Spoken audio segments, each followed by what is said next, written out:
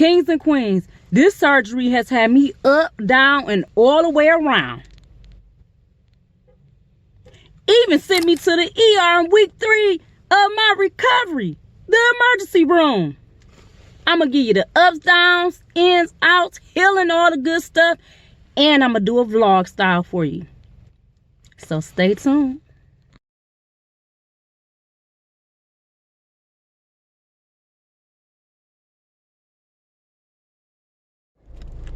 So they give you this. She said because, you know, the napkins in case when they go up, sometimes you will tear up or it burns and stings a little bit. She said just hold your breath and count to 10. It didn't hurt. It was just, it felt weird. I teared up just a little bit. I don't know if you could see in the corner, but it really didn't hurt. And, you know, I just took the time to thank her, you know, for all she do. Because, you know, they put their life on the line every day. And I just wanted to thank her. So, let me go on ahead and get up out of here. And they only did it on one nostril. I thought it was going to be both. But I guess, what do you need both for? I've been hearing so much. All right. See you soon.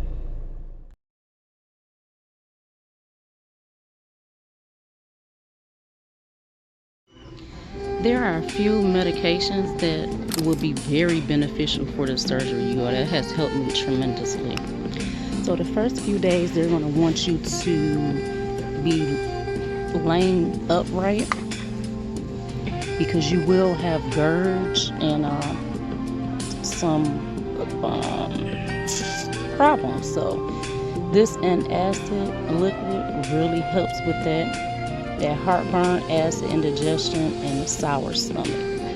So you want to pick that up, and it really does work like the Mylansa for a fraction of the cost. Then you want to get you just some maxi pads because you're going to have light bleeding. Get the ones that are too long and heavy because you only need the ones that has light bleeding. Now they actually suggest that we get the gas eggs because the gas was the most uncomfortable of anything you are. So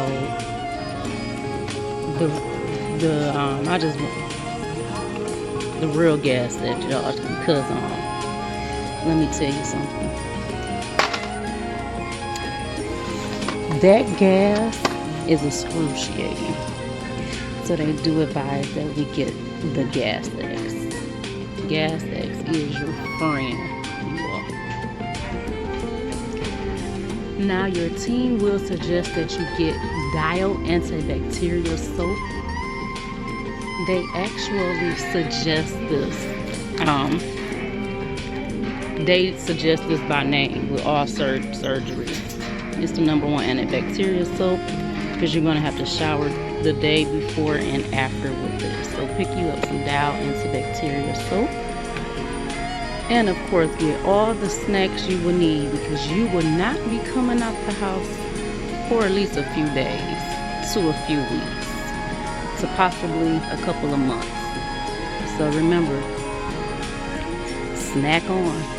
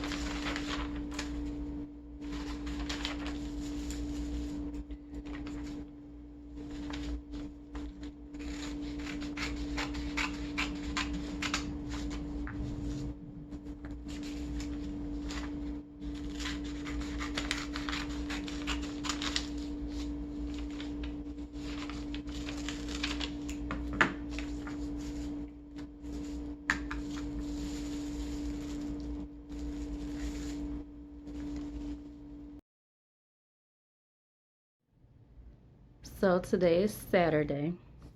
It is 10 days after my surgery.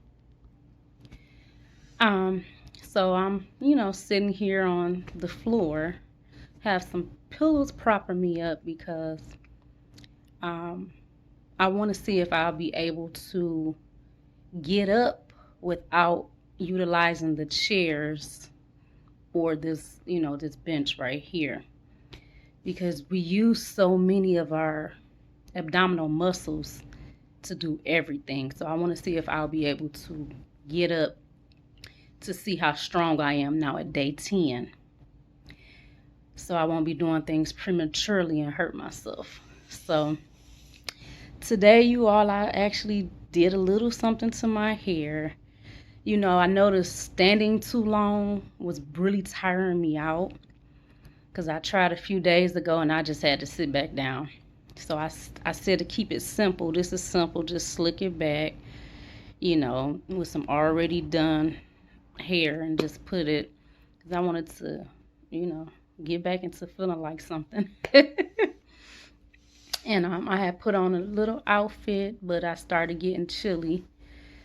It's loose forming, just a dress, and let me see it. I just have a dress with one of those little shawls over it, because we're supposed to keep everything loose off of our stomach. I had to take a deep breath, because I actually got up and first time having some coffee. I tried coffee a few days ago, I think 3 days afterward, and I started choking. I said, yeah, let me keep the healthy kick going. But today, day 10, I had this my second cup of coffee. I had one this morning. This is the afternoon. Now it's close to 2 o'clock. This coffee tastes so delicious, y'all. I tell you, appreciate the small things in life, because they could be gone and then you're going to appreciate them. I appreciate being able to sit on my porch. Yes, y'all, I sat on my porch by myself today with my coffee. Now, a few days ago, I sat out there, but my brother was over here. He came to visit and he sat with me. I felt strong enough to sit out there by myself.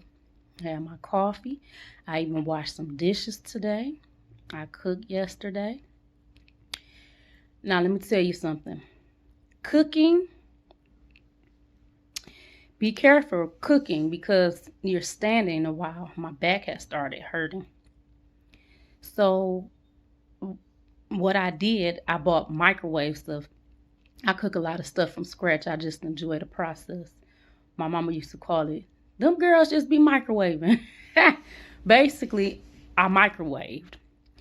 I bought stuff from Aldi's that was where you can either put it in the microwave or you could put it in the oven, because I knew going through the long process of cooking from scratch is going to tire you out. Even if you haven't had surgery, it's a process, prepping and everything. So I went to Aldi's. I had got the Salisbury steak that you put in the microwave, the asparagus that you just take out the jar and heat up in the microwave.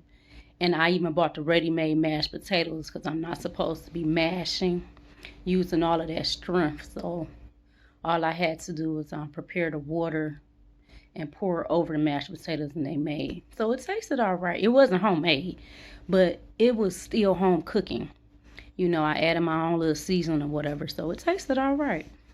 But even just prepping, just spending that little amount of time, because you still got to prep the water, you still got to plate it and put the food up and everything. That took a little bit out of me. So just to say, make sure that you're taking it easy, because a laparoscopic myomectomy, they're going into your stomach with robots, okay? And we use our stomach muscles for so much, kings and queens. But I'm feeling a little better. Got my door open, sun shining. Now I'm going to see if I can get up off this floor. I love you all. And if this is not the last clip, I'll see you in the next video, or I will see you in the next clip. Mwah.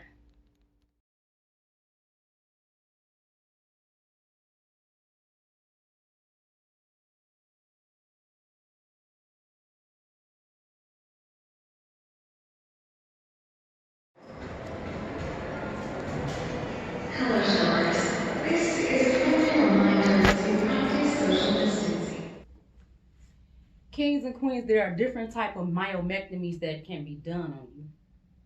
Now, this is called the laparoscopic myomectomy, the one with the robots. So they make a large incision inside of your navel and a smaller one on one side of your belly, or sometimes they'll do it on both sides of your belly. Okay? If you get the laparoscopic myomectomy, you want to get you some type of maternity pants. Now, because you don't want your incisions to become infected. You don't want that. Now, these are just some jeans, maternity jeans that I have. I wore. They work pretty well. Also, I have like some everyday pants that are maternity. So that way they go over my stomach, you know, and it's not at that navel point. I also have some leggings or stretch pants, whatever you call them, that come their maternity as well, but when they flip down, it kind of hit that navel, and that hurt you all. It hurts. So make sure it's either going all the way up, or make sure you have some pants, if you don't have the maternity that's a little bit bigger, that will go either all the way up or it will go all the way down. Okay?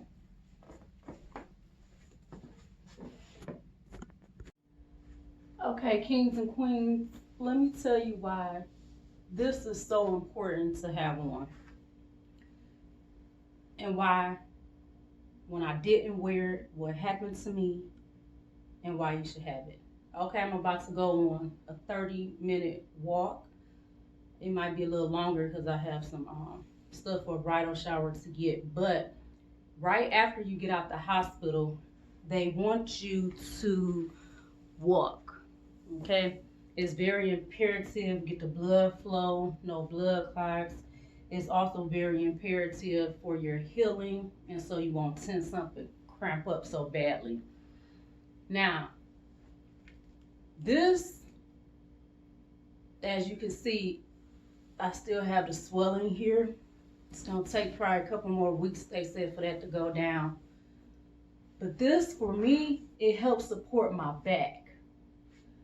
I wore this going to the mall a few days ago. I didn't have this on, and I walked for about an hour in the mall, and when I came home, my back was killing me.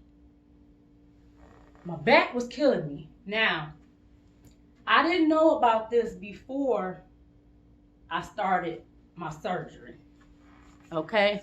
Actually, somebody asked me, well, do you have your, I don't know what they call it, the shaper, waster, whatever.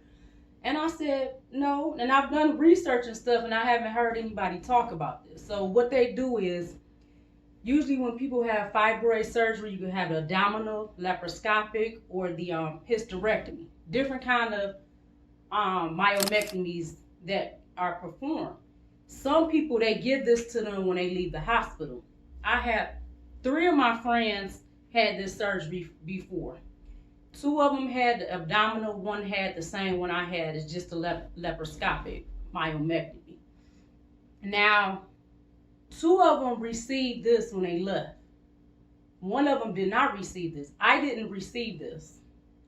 I had no idea I should even be wearing this. So my friend brought hers over and said, wear that when you're walking, it'll help you. And let me tell you all, it helped me tremendously, because as I'm walking, it's supporting my back. Because this, all of this back here is, woo, y'all, you get to walk and it hurts. It really hurts. So make sure you're protecting your back. Also, in 3 weeks, I lost 10 pounds because they took all 5 out. 1 was protruding out. Okay? 1 you could touch and feel how hard my stomach was. I can't even do that now. Okay? And it's still swollen, but now I can touch. You can even see when I touch, it's not hard. So you want to make this, especially as you're healing, as the weeks go on, make it as tight as you can. Now, if they don't give you this, request for it. If for some odd reason they don't have it, or they don't give it to you, or COVID, maybe they just running low, anything, get you a waist trainer or something. You know how those workout people, they had a waist trainers and all of that. That will probably work just as well. But have you something to support that back and get your body walking. It's going to help you get your body moving. Also, kings and queens, let me see if you can see. My shoes. I have on very comfy shoes. Try to have you some shoes where you don't have to tie them up. Something that you don't have to bend down and keep tying up. Something with a thick sole so you can be as comfortable as possible. All right.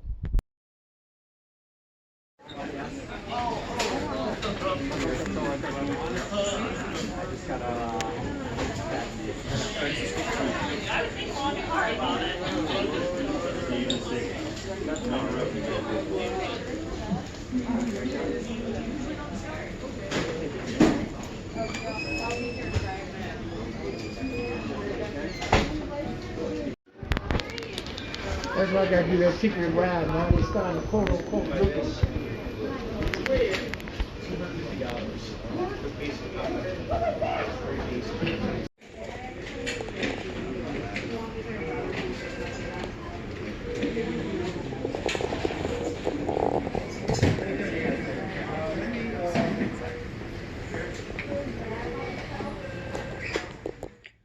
I just got back in from my walk. Let me show y'all what put me in the hospital.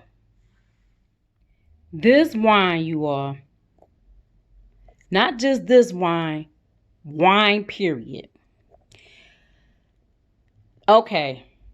So week 3, I think the clip will be either before or after. I'm not for sure yet. Y'all see me in the hospital. Mind you, I didn't take any narcotics because I'm not about that life. I know too many people who has gotten hooked. I mean, if you have to, take them as prescribed. But the only thing I was taking was the Motrin 600, y'all. And it says within 24 hours it'll be out your system. So, actually, week 2, after the 14-day mark, I decided to drink a little bit of wine. I didn't feel well. So, I waited to week 3, the 21-day mark. So, yeah. This wine right here, and it's just Moscato.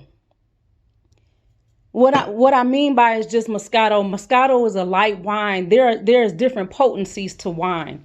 Like your Pinot Grigio is a little stronger. Your Moscato is a little lighter. So I just had a little old Moscato. Yeah, I had a nice amount of it. That's about 3 glasses. But still, let me tell you something. Do not drink anything for at least 6 weeks.